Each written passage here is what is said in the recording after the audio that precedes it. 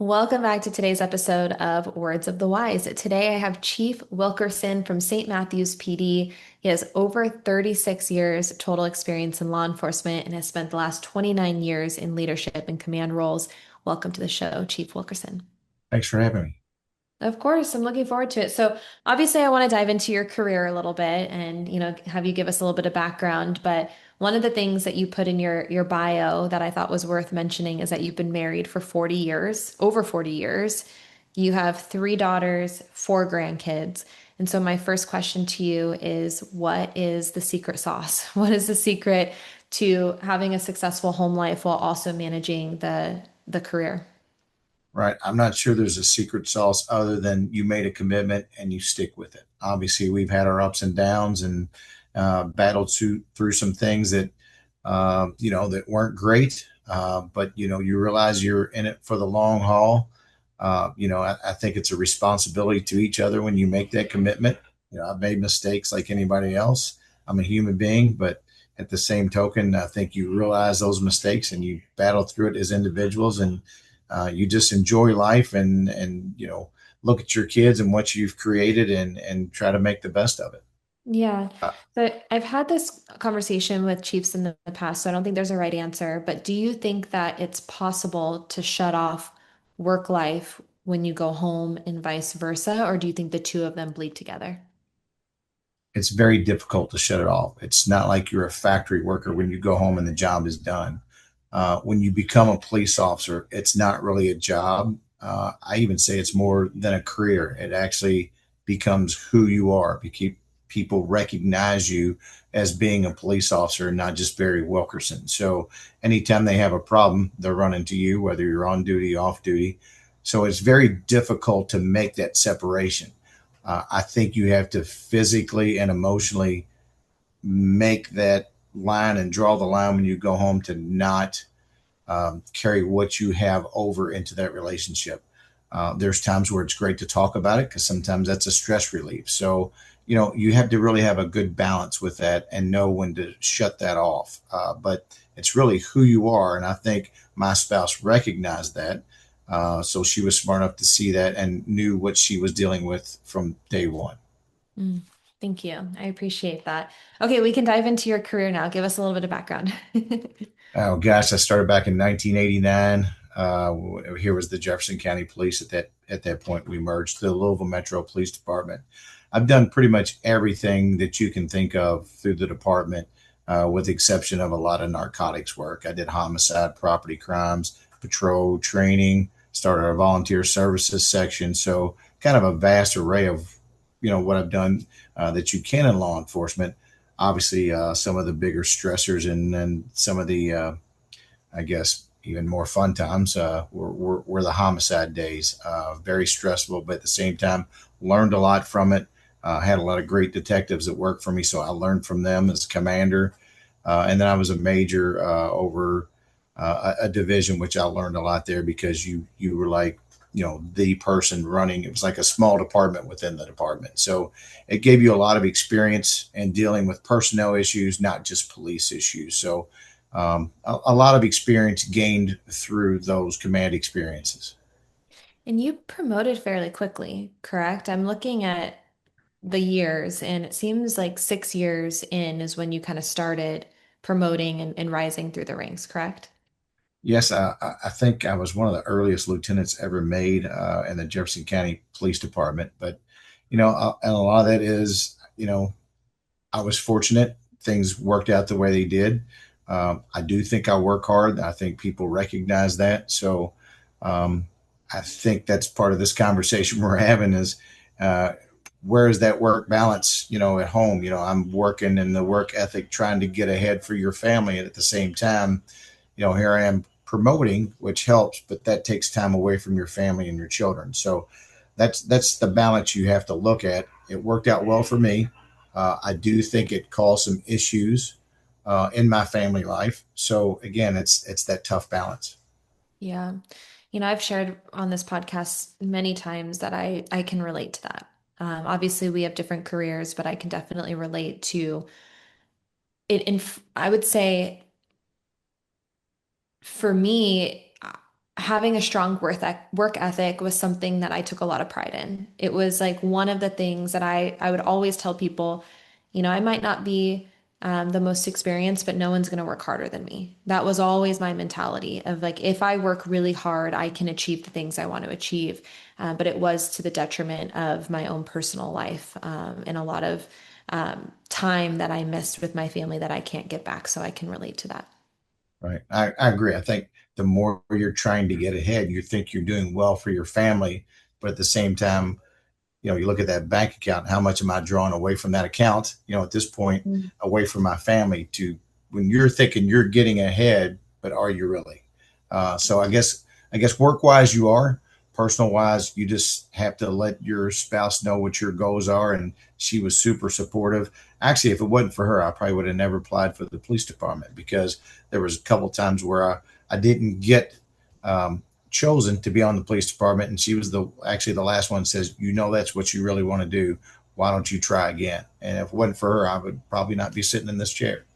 Yeah, I love that. And it sounds to me like you did find a balance, that you were able to communicate with your partner. And even though it took time away, you were still able to, have a successful marriage and a successful home life. And I always talk about short-term discomfort for long-term gain. And again, like we have to have that balance where one isn't in shambles or catching on fire. Right. We have to find that. But if we understand that, hey, maybe it's going to be 5 years of working really hard. I've had some chiefs that are like, yeah, I was getting my master's. And it was like, we just understood that, like, for 4 years, it was just going to be a lot.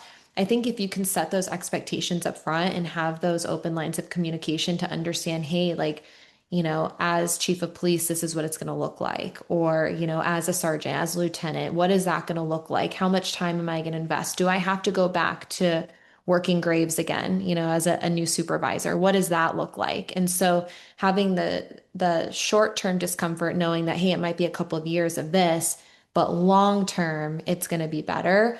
I think that helps when you have a little bit of that light at the end of the tunnel. Right. I think, and she had the same aspirations. She was a nurse, Mm.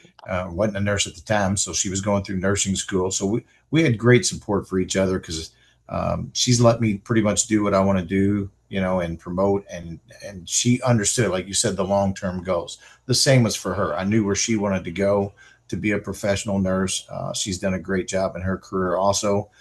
Very super supportive of what she's done. She's a very good nurse, and she's been super supportive of me. So I think you have to have that balance, and that's where. And I'm not saying anything was easy because there were some troubled times, but ultimately, I think again, like you said, you have to look at that long term goal of where do you want to be.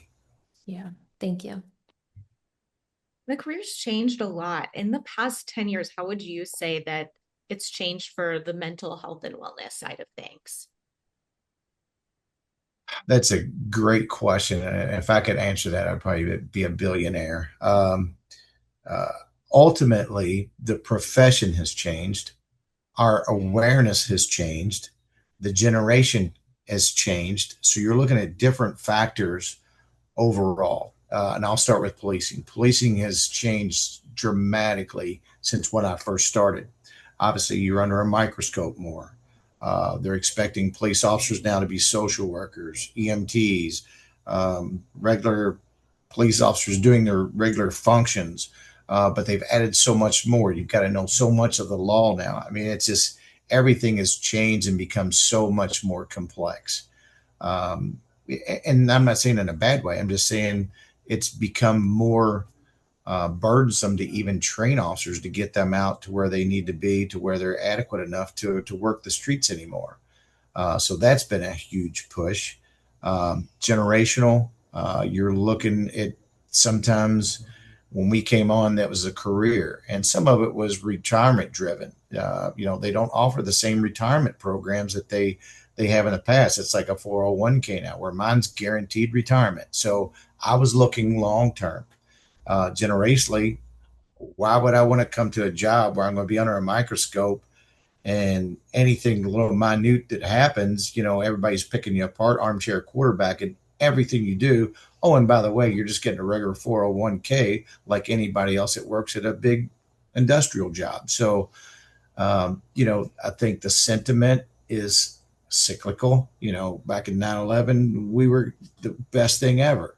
And then as you move forward through the riots and everything else, obviously that is the sentiment has changed. So we're hoping it swings back. I think we're seeing that now.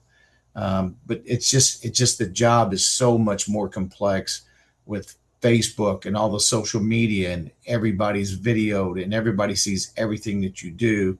um, Everybody wants to just like nitpick on every little small thing, and it makes it very difficult to do the job when you're being that scrutinized. It's made it a lot more complex since when I started. Yeah.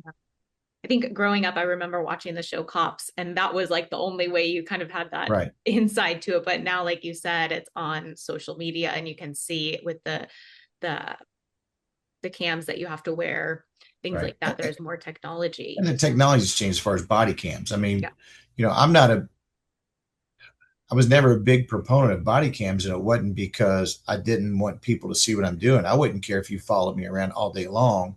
It's the cost involved, the storage. I mean, media, storing media, especially in the cloud, is like astronomically high. So it increases your cost, but at the same time, it shows exactly what you've done. And I'm to the point. If you're always doing the right thing, it doesn't matter. I have two things here at St. Matthews: do your job, be professional. That's it. So we try to make it as simple as possible. Again, you have to know all these things. Become very complex. Big technology has changed our world dramatically. There's a lot of great things that come from technology. How do you think that this has affected the recruitment then? I think it's difficult all over the country to recruit. Again, some of it is not just technology driven; it's more um, financially driven. Cities aren't making money. They're actually, it's a draw. It's taxes. So I mean, ultimately, the pay sometimes is not as good. We're very fortunate that our city does pay well here, so it helps me a little bit there.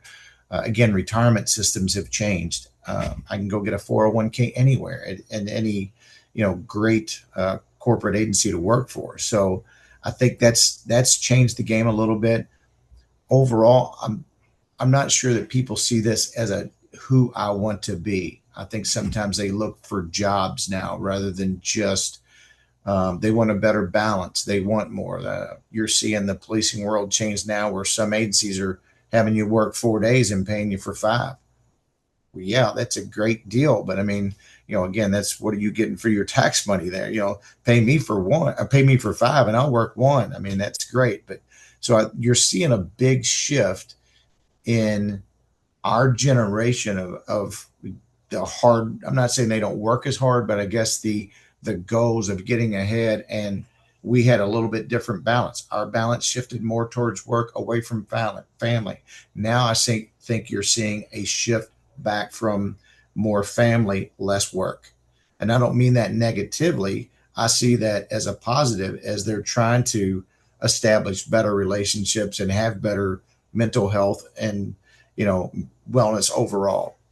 An interesting idea that you're exploring is the unlimited sick leave to support, Yeah, the recovery and that to reduce the burnout within your department. right. That's the issue you have. Police officers now are worried about how much vacation time I have saved up and sick time I have saved up, and if I get hurt off duty, then what can I do? I've only had so many weeks saved up, and can I get that surgery? And are they putting things off, which is going to make it worse? Because generally, if you have like a knee injury and then it affects your hip because you didn't get it repaired, or it affects the other knee, now you're going to be out even longer. So it becomes more of a financial burden. We have workers comp, which covers you any injury on duty, but anything off duty, we're looking at even situations, even if you had like a alcohol issue or an addiction issue of some type, what can we do so you're not worried about if I'm going to get paid or I'm going to run out of time? So the unlimited sick is there to help protect you So where you're not worried about getting that knee replacement or whatever you need, because I'm sure the job has some issues carrying the belt and all the weight and the vests. I'm sure that takes a toll on your body. I know it has on mine. So I think you have to look at how can we help the officers not have that stress of, gosh, what if I get hurt? I'm not going to get paid. So that's what we're looking at as far as unlimited. Obviously, there's things you have to do um, to make sure that it's not being abused. And we also look at, we have a system here called light duty. So you can come back light duty, do clerical work until you can get fully recovered, because you have to be 100% when you go back as a police officer. Mm. I think that's really smart. Thank you for sharing that. There's a couple things that I wanted to circle back to that you talked about before. And I think this next question, if you do have the answer, this is where you make $1 billion and you retire early. But how do we solve the recruitment and the retention challenge? How do we make it a career where people want to enter into it, but they also want to stay? I think we need to get back to better retirement systems, better benefits, just like the unlimited sick. Make Mhm. it more. I mean, right now, if you look at the culture and some of the sentiment, I mean, your recruiting poster has come to a place where people may not like you because of the work you're doing. You have really horrible hours. The stress is ungodly. You have to know all these things, uh, being a social worker, medical, law, plus policing in general. And your retirement is just like anybody else you can get anywhere else. That's not a very good recruiting poster. So, we need to change the environment ourselves. Some of it is, I guess, self-created. Some of the bad things we do, obviously, we have bad apples, just like doctors, nurses, everyone. We need to do better. We need to market ourselves better. The good things that we do. It's always the negative that hits the news. Obviously, it sells more. But I think we need to do a better job of getting retirement so they can look at it as a professional career again. How can I get ahead? What I'm going to have at the end of the road. When I first signed up, it was 20 years and you could retire, full retirement, 20 years, full health care benefits for your family for the rest of your life, and a set amount of money coming in, period. You don't see that anymore. So I think we need to make, you know, you got to make the benefits match the work you're doing. Mhm. There's a chance you're going to get killed, shot, injured. It's, you know, a lot more demanding than other jobs. You have to make split second decisions. That's like the technology we talked about. We don't have, the luxury of going back and watch it on replay 5 times to see if we got it right. So, there's a lot of decision making going on. We had to make sure we're hiring the right people. And I think to do that, you have to make sure that we are offering great benefits and a long term go to, like you said earlier in the podcast, what's my long term goal from all of this? Mhm. Where am I going to end up? So, can I go work at a company? I'll just here, Ford's, we're a big Ford town. Can I go work at a Ford and get ahead there, not worry about getting shot at or hate at? And when I go home, it's done, and then have a great retirement afterwards. We have to package ourselves a lot better to find the best people so we're making the best decisions so we have the best officers serving our communities. Mm, Thank you. That was a great answer.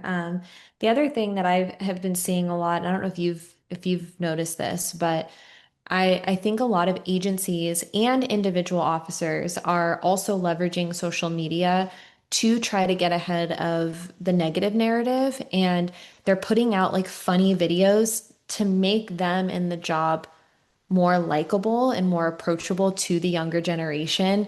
And I've been watching some of these, and I said this before. I'm like, man, like if they just put something out there where like it makes the job look fun, it makes it look like it's somewhere you want to go. And I've been seeing a lot of agencies do this. And I think we're going to continue to see that. I think we're going to continue to see this push leveraging social media to get in front of that narrative and say, hey, like, yeah, there are going to be news stations that say this. There is going to be social media that says that, but look at what we're doing organizationally and look how much fun you can have, if you come here. I don't know if you've seen these videos, but like I little have sleep some of, videos that yeah, as are, long as they're professional, I think they're yeah, great. I think a lot of it is, again, marketing ourselves. exactly. We're a smaller department. We don't have air units and, a lot of things like a river unit, but, the bigger agency here, Louisville Metro, that air unit, river unit. I mean, I can SWAT, H&T. I mean, I can go down the list of all the things that you can do. They have a mounted patrol. I mean, they Mhm. need to market that. And we as law enforcement agencies, again, need to put out the good things that we do. We need to market, all the things, and it's an interesting job if you just, dive into it and all the things that you can do. And again, I think a lot of times those recruitment videos and they come out more sometimes as comedy features. They're kind of fun to watch. So again, we have to make it look like the job is fun and interesting and market ourselves rather than getting bashed every day in the media on all the the negative things that happen. So I agree. I think there needs to be a bigger push. We're fortunate we're smaller. We don't need big recruiting videos. We don't hire that often. We might hire one or two a year. So it's not like we're pushing for recruits. But yes, I agree. We need to do a lot better job there. Yeah.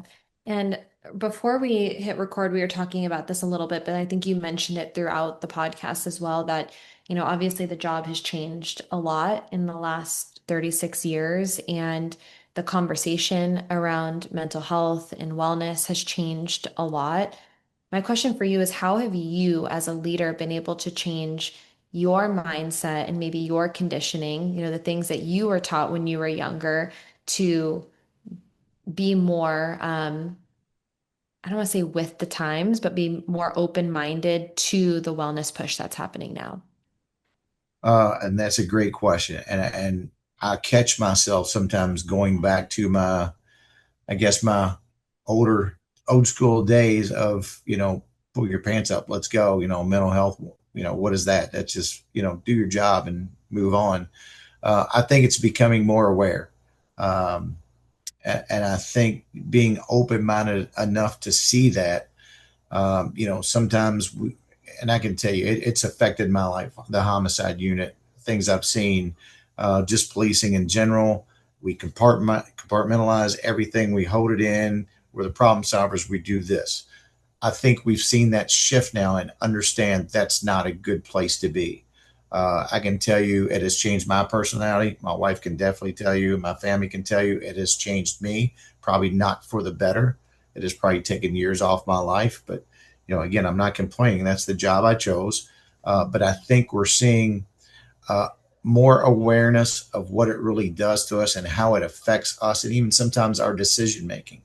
So I think it's just becoming, like you said, open minded enough to see how it really affects us. And as I look back, I can see how it affected me. So I try to take that forward with some of the younger guys now that come in that had that more. Now I'm going to say they probably have a better work life balance than my work ethic and what I can't compare everything to what I did. My work ethic is different from theirs. Their family life is different from mine. I'm not saying good or bad. I think they have a better balance. So I think we have to look at the things and how they affect us, be aware of how that affects their decision making and their relationships at home so we can make it better for them so they have a more stable family life, which doesn't carry over. Because you said before, how does your work life carry over into your family life? Well, how does the family life carry over into your workplace? If somebody's constantly having marital issues or children issues, how does that affect their work product? So, I think we have to have a better balance there. And I think awareness and the programs that we have now are the key. What are some of Yeah, I those? think, Oh, go ahead. sorry, I just want to follow up on that. So, I think the statement that you said, where you said, I have to understand that other people are not me. I think that's so smart because all of us have done that at some point in our lives. And I'm definitely guilty of that, of like, why does that affect you? It doesn't affect me. Like, Right. why are you doing that? I wouldn't do it that way. And I think that we have to recognize that not everyone is us.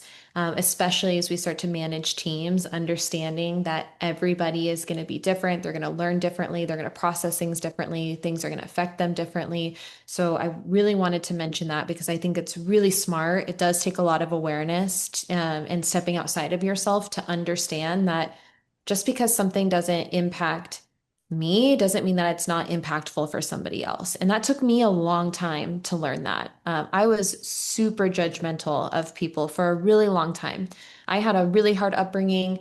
So, like, my threshold for things was maybe way different than other people.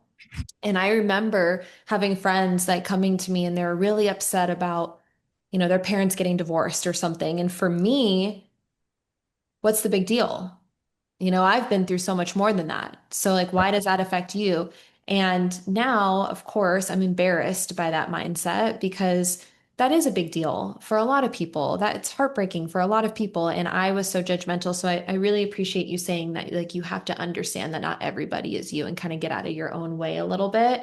But I also think it's kind of taking this mentality of, a lot of parents, and I know I'm this way, I want my kids to have a better life than I did. You know, just because I was raised a certain way doesn't mean that I have to raise my kids in that way. I can show up differently and take all the things that I learned, the good and the bad, and I can implement that in a way that is effective. And it sounds to me like that's a similar approach that you're taking of, hey, just because I wasn't raised this way doesn't mean that I can't show up for the people of my organization in an effective way that's going to help them in their future. And I agree. And I think sometimes as a chief, this is like your family because you're dealing with them on personal issues on a daily basis, and I think sometimes, again, now being a parent and a grandparent, I've learned from the mistakes I made as a parent. As a commander, I've learned from the mistakes I've made as a commander in the past and some of the decisions I've made. Hopefully, I've matured through this over the 36, 37 years I've been doing this. So I think that's important. Like just like you said, it's the maturing, understanding where you are, the mistakes you made, and try not to make those same mistakes again. That's why I said sometimes it's easier to raise your grandchildren rather than your own children because you know the mistakes you've already made. So it's a less stressful environment. And I think if you create that less stressful environment in your department, that helps overall. Yeah, 100%. Thank you. Definitely in recognizing those individual needs, like even thinking, I'm sure back to your three daughters, each one of them are probably different and you had to handle them each differently. I think about my brother and I were complete opposites. Right. Yeah, there's sometimes I try not to think about that, but yes, they were sometimes extremely difficult to deal with. Each had their own set of strengths and weaknesses, just like anybody else. And as a newer parent, like I said, there's no guidebook. They especially back then, we didn't have all the things you could Google and look up and things like that. You worked on it from your own experiences and from your parents' experience and how you grew up. It's changed dramatically. Hopefully for the good. I'm not so sure. There's times I think, like Paige said, we want to give our children more, and sometimes I think we give it to them rather than make them earn it. So I think that's where we've kind of faltered and failed in raising this generation is, and I'm just as guilty. So I'm not throwing stones in my glass house. I'll tell you that.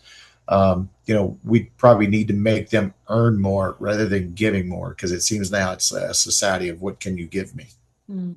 And I think when you do earn it, you feel so much prouder of being able to like buy your first car on your own. There's more of a worth to be able to do that on your own versus having it handed to you. Right. And again, it gives them a sense of self independence. Mhm. They've done that on their own, a sense of pride. Me just handing my daughter 10 grand to go buy something is not going to help her at all other than just financially. I don't mind helping if she pays that back because then it's, hey, I've gotten what I need, but at the same time, I've done my responsibility. And I don't, and I think that's a lot of our issues, even internally, police department wise, but definitely in society is the accountability issue and the responsibility issue. It seems like we lack both of those greatly. And at times it seems like we're holding the wrong people accountable. Yeah. Mm. What sort of initiatives have you implemented organizationally? I think to help stress wise and to help officers with their balance and again trying to become more aware, we do offer an A/B schedule where It helps them get a 4-day weekend every other week. They have set off days Monday, Tuesday, or Thursday, Friday. Now, obviously, it's better to have the third. Most guys would like to have the Thursday, Friday, but it is seniority driven, so they can get to that point, when they gain more time. So we've done some things like that. We're trying to push through the unlimited sick, which we've already talked about. We've increased our vacation, or we call it PTO, paid time off, because we just rolled all together as holiday pay. We don't, it's just everything's all put together. So we've increased that, and even increased what you can carry over. It used to be only overtime driven. So now anything that they work, they can actually carry comp time. And that's carried for an hour. It's carried just like overtime per law. We have to do it, hour and a half. So any hour you work over, you get an hour and a half that you get more like PTO time. So we do carry the comp time, because some guys are more off time driven than they are money driven. My generation was more money driven. How much can I get for my family so I can get more things for them? Again, I'm not saying that's the right way. I'm just saying that's what I did. Again, giving them more money rather than maybe having them earn it. So we're looking at different ways to help them get a better balance. You still have to be responsible to your community and cover the streets and do things like that. So we do have minimums we have to watch. So there's times we can't let guys off. So we try to do that to where there's more of a balance for them, where they can take off somewhere else. So we are letting them gain more time off. So I think that does help. We're looking at different wellness programs. Sometimes I don't think the officers are really buying into that as much yet, because again, that's a cultural shift we're trying to push forward. That yes, self-awareness of where you are mentally and stability wise in your work product and your family life. I don't think we push that hard enough. And again, I think sometimes that's just cultural, because we're the problem solvers. We're the type A's. We don't need all that stuff. We're good. And if you told me that 10 years ago and you said, in a homicide scene, your ex-wife, I said, I'm good. It's just, it is what it is. When you're really not, you just compartmentalize, push it over. I don't worry about that right now, but it never goes away. So are you good? So that's the things we're trying to become a little bit more self-aware in what we're doing and how we deal with our mental wellness here in our department. Yeah, someone told me once that trauma is patient. You never know when it can show up, and it's important to get ahead of it, be proactive. Right. Again, I know it's affected me, and even I see it now. So I know where that comes into play. And mental wellness is also related to physical wellness. We allow our officers to work out on duty. Mhm. They get 45 minutes today to work out. We have a gym here, or they can work out, treadmill, whatever. We have weights and everything. They can do whatever they want to, whatever physical fitness they see fit. They have to do it on our property. So in case something happens to them, we're able to give them assistance. But, we try to do both physical and mental. And then again, just the overall wellness of letting them have a better work-life balance. It's ever changing right now, and to continue to evolve. In the next 5 years, what's your vision for the department, for the culture? Uh, Again, I would love to see them become more self-aware. We're trying to push through a new peer support team. We're doing more things that way, trying to get a better work balance. We are trying to get officers who do have a good work ethic, though. You can't just push that off to the side, because we do have a responsibility to the community here. Yeah, so I'm looking at trying to implement programs which help both the community and the officer at the same time. There's give and take on both parts there. So again, trying to push, I guess, make officers more self-aware of where they are and how this job affects them, so they're not taking it home, so it affects the home life, and vice versa. Yeah, how have you been able to measure the success of the programs that you've implemented? I think a lot of times we look at our sick leave and how much time is being used. I will say that when you give sick time, people tend to use it because they feel like they earned it. When we look at unlimited sick time, and I can tell you from the 27 years I had it with my former agency, I took 10 days in 27 years, sick days. And one was a surgery that I was actually supposed to be off longer, and I came back sooner than I was supposed to. So I think you look at that as uh, I guess, a benefit that I have. So I'm not going to abuse it, because if something does happen to me, then I know I'm covered. But if you just give me sick days, then I'm going to use them. So I think we're looking at how not only that would save the city money, but would help the officers and their mental wellness to know if something happens to them, they're going to be okay. Mm. Thank you for Okay. sharing. My final question for you is for that younger generation. What words of wisdom would you share with them that, maybe you wish you would have known when you were younger, if you could talk to your younger self? And it's what we've talked about this whole time. It's having a better awareness, a better balance of where I want to be, to how much did that take away from my family, my mental health, my physical health, and even longevity lifespan. Who knows what that stress has done, to my body over that time. I mean, you never know when God's going to take us, but it's one of those things where, take care of yourself. I think that's the bottom line. Take care of yourself, take care of your family. And if you do both those things and you have a hard work ethic, I think all that is a better mesh totally, rather than just trying to drive for one. I did aspire to be in top leadership. So, that was my aspiration. I drove. How much did that drive a wedge between myself and my goals and my family? So there's certain things that I missed with my family that I probably should not have. I looked at and we have secondary employment here. I look at all the secondary employment I worked, of things that I bought with that money that are now gone, but I've lost with my family, that the memories I could have kept forever.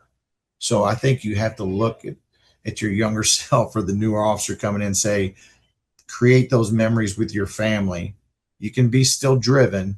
You can still uh, even bring them into what your aspirations may be. But you've got to definitely make sure that you are keeping that balance a lot better, and don't take this job personal. You'll see a lot of officers do that. You can't do that.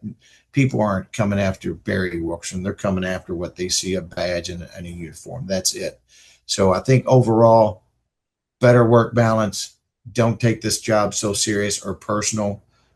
Still have a strong work ethic and go to where you want to be. Just make sure you make those memories with your family. That's more important. Thank you. Thank you so much for coming on here today. We really appreciate your time. No, I really appreciate you having me on. It's been a pleasure talking to you. Thank you. Yeah.